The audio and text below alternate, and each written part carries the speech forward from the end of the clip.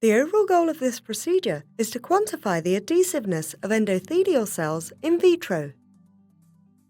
This is accomplished by first preparing fibronectin-coated cover slips in a 24-well cluster plate.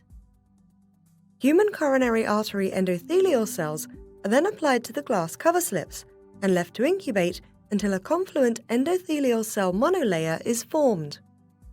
After administration of the desired treatment to the endothelial cells, fluorescently labeled monocytes are added to the glass cover slips and incubated with the endothelial cell monolayer.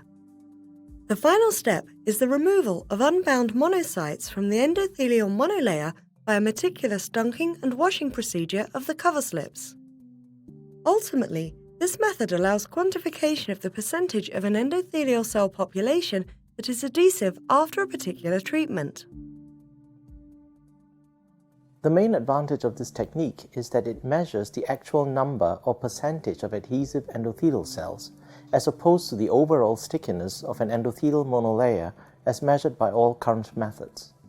We first had the idea for this method when we attempted to measure endothelial cell adhesion using currently available methods and encountered unacceptably large variation in the results due to technical challenges inherent with these methods.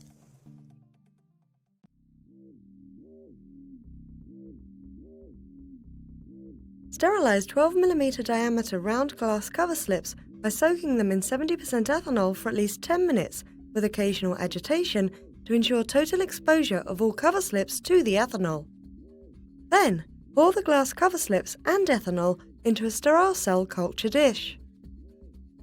With a pair of sterile fine 5B forceps, pick up and place each individual glass cover slip